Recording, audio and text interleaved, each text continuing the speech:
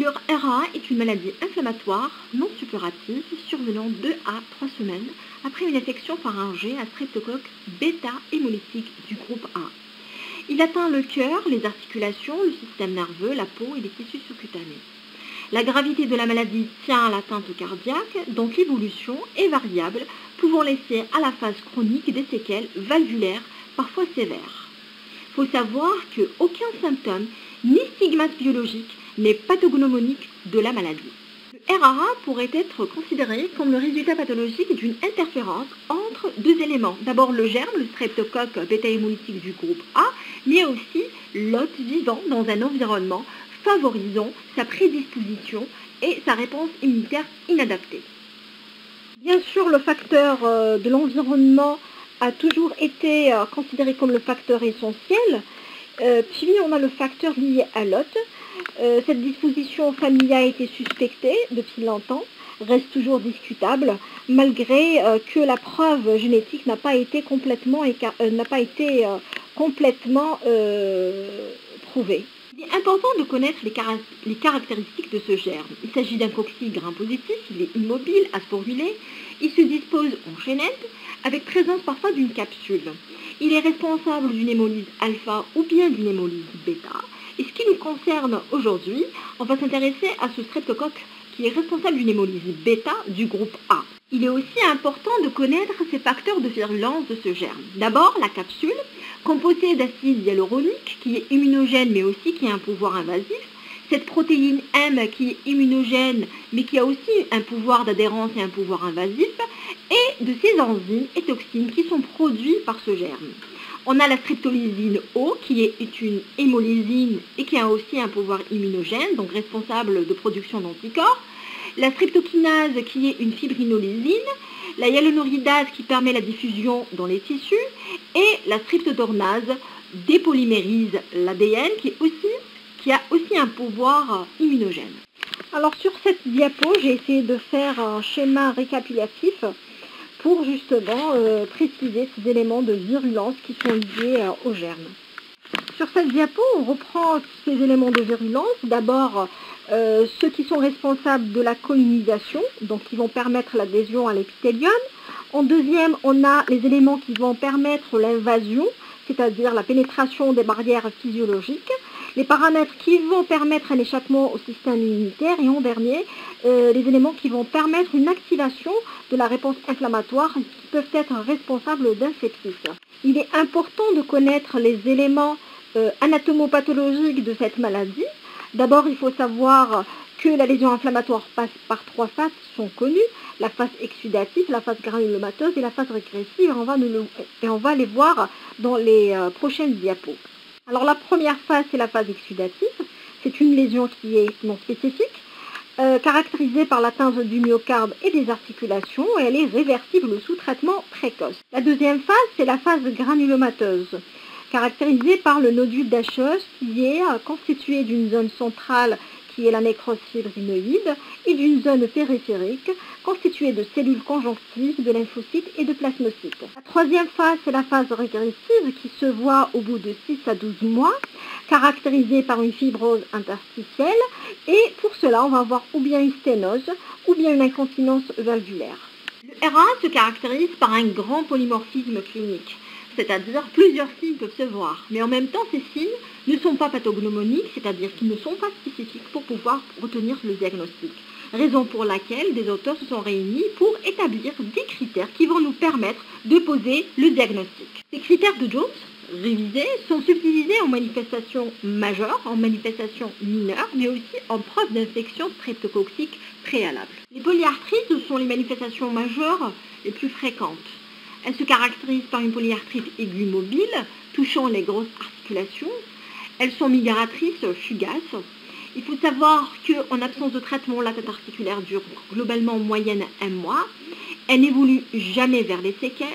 Le deuxième signe majeur, c'est l'atteinte cardiaque, qui fait toute la gravité du RAA. Il faut savoir que les 3 tuniques peuvent être touchées, l'atteinte endocardique, l'atteinte myocardique et l'atteinte péricardique. Il faut connaître les signes cliniques, électriques et radiologiques pour pouvoir poser le diagnostic.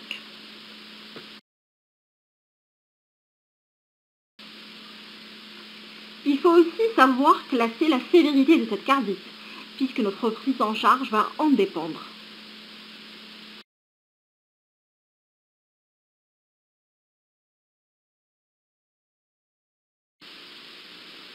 Alors la chorée de Sydenham ou la chorée rhumatismale se caractérise par des mouvements non coordonnés, involontaires et rapides du tronc ou des extrémités, souvent associés à une faiblesse musculaire et à une habileté émotionnelle. La chorée est souvent une manifestation tardive, donc les autres manifestations rhumatismales, à savoir l'arthrite, la cardite, peuvent manquer et la preuve d'une infection streptococcique récente difficile à apporter. Alors, justement pour ces raisons, elle fait partie des exceptions aux critères de Jones. Il faut noter que l'authentique altération valvulaire infraclinique, notamment mitrale, ont été rapportées comme une échodoppler et pratiquées systématiquement au cours du bilan cardiaque.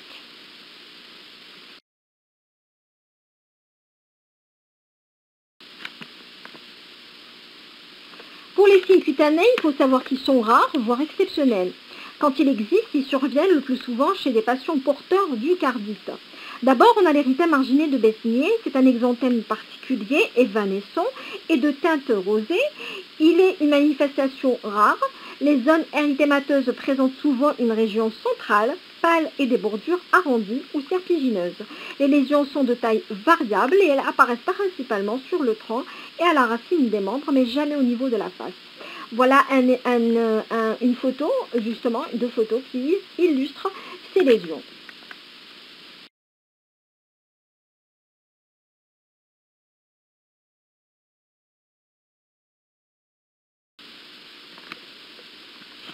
Le deuxième signe cutané sont les nodules sous-cutanés. Ce sont des nodules fermes et indolores, siègent au niveau de la phase d'extension de certaines articulations, en particulier les genoux et les coudes et les poignets, de la région occipitale où on regarde des apophyses épineuses, des vertèbres dorsales ou lombaires.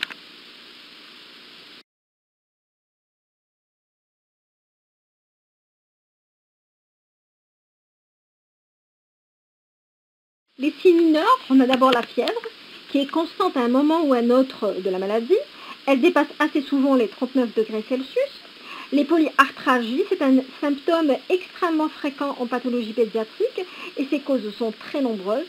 Elles possèdent les mêmes caractéristiques que les polyarthrites. Ils touchent les grosses articulations. Elles sont migratrices et très sensibles au traitement salicylique.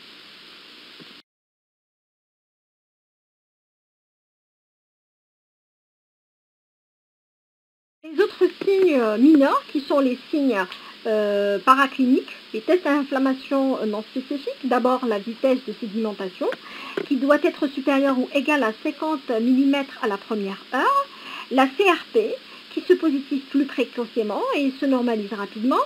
Il faut savoir que leur normalité exclut le diagnostic, sauf en cas de prescription préalable d'anti-inflammatoires, tels que l'aspirine ou les corticoïdes, ou chez les patients présentant une chorée isolée, puisqu'on l'avait déjà dit, la chorée peut survenir à distance de la maladie.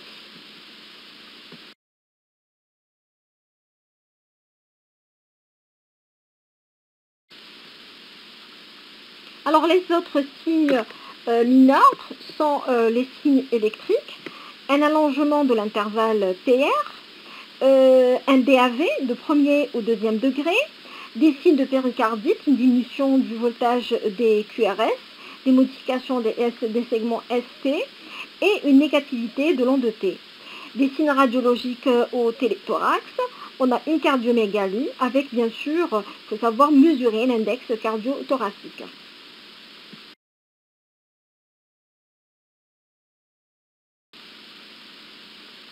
Bien sûr, la preuve d'une infection streptococcique récente est indispensable au diagnostic du RAA. Celle-ci est portée soit par l'isolement du streptocoque du groupe A dans le pharynx, soit par un taux élevé d'anticorps antistreptococciques.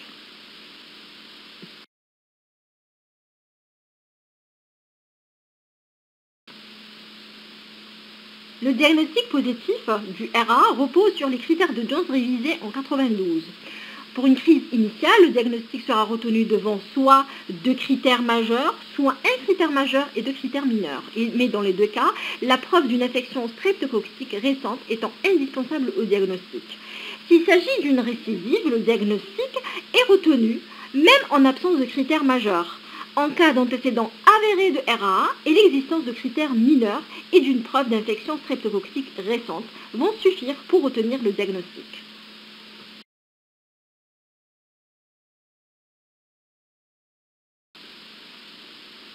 Alors on reprend sur cette diapositive les critères de Jones qui sont des manifestations majeures, mineures et la preuve d'infection streptococcique.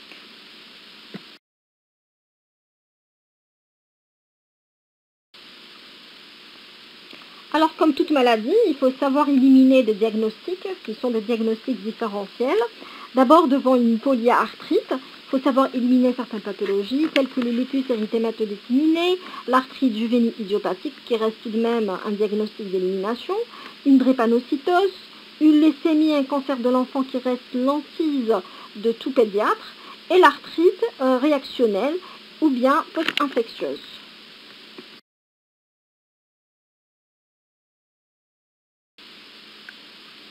Devant une monoarthrite, on doit éliminer une arthrite septique ou bien une ostéomyélite.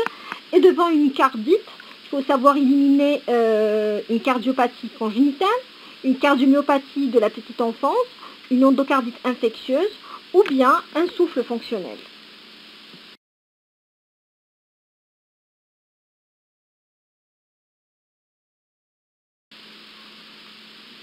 Pour le traitement du RA, on va suivre la monographie établie par le Comité national de lutte contre le RA.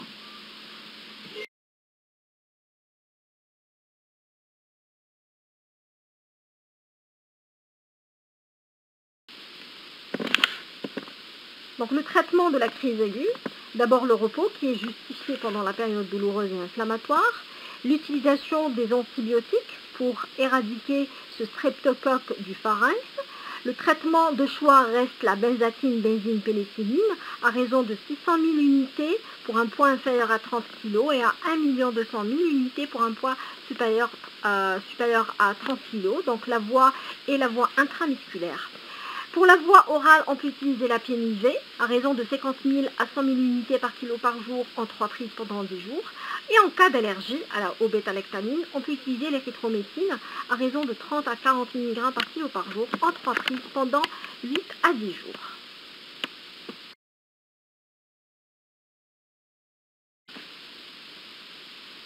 Le traitement anti-inflammatoire par l'utilisation des corticoïdes est toujours indiqué. En absence de cardite, on utilisera donc le traitement d'attaque qui va comporter une prise quotidienne à la dose de 2 mg par kilo par jour pendant 2 semaines, puis une dégression sur 6 semaines. En présence de cardite, le traitement d'attaque est prolongé à 3 semaines et la dégression se fera sur 6 semaines en cas de cardite légère ou modérée et sur 9 semaines si la cardite est sévère.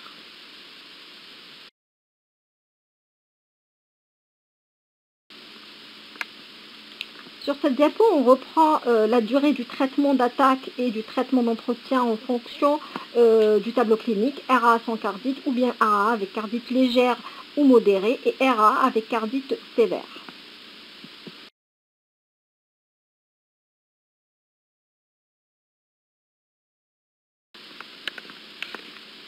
Bien sûr, un traitement complémentaire peut être proposé en cas d'insuffisance cardiaque, donc il faut utiliser des diurétiques et des vasodilatateurs plus ou moins de digitaliques.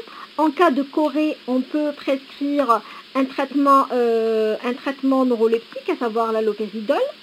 Autres traitements sont en essai thérapeutique mais n'ont jamais donné de preuves scientifiques telles que l'utilisation des immunoglobulines. Pour la prévention primaire du RAA, la méthode la plus simple et la plus efficace consiste à traiter toutes les angines de l'enfant de plus de 4 ans comme une angine streptococcique. Et pour cela, on utilisera une dose unique de benzatine, benzine, pénicilline.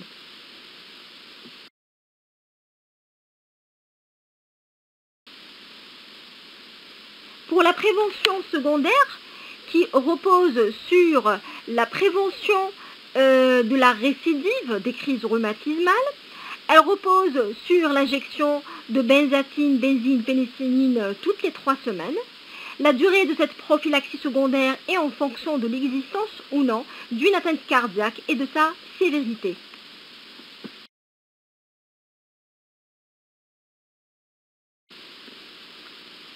Alors sur cette diapo, on reprend la durée du traitement de la prophylaxie en fonction du tableau clinique.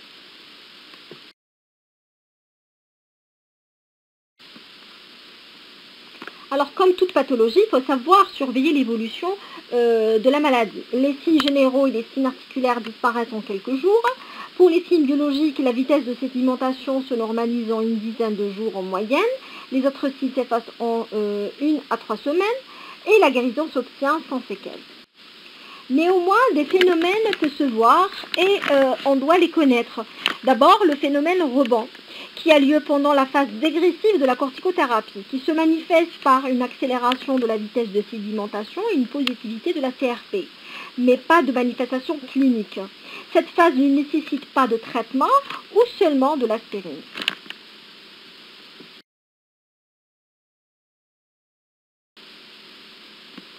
Le deuxième phénomène est la reprise. S'observe si le traitement a été mal conduit, se manifeste par un syndrome inflammatoire à la fois clinique et biologique, nécessite un traitement avec reprise de la corticothérapie à dose d'attaque pendant une semaine, puis une dégression plus progressive. Le troisième phénomène est la rechute. Il s'agit là d'une autre poussée qui survient à distance de la première poussée et à ce moment-là, il faut savoir donner un traitement comme une nouvelle poussée.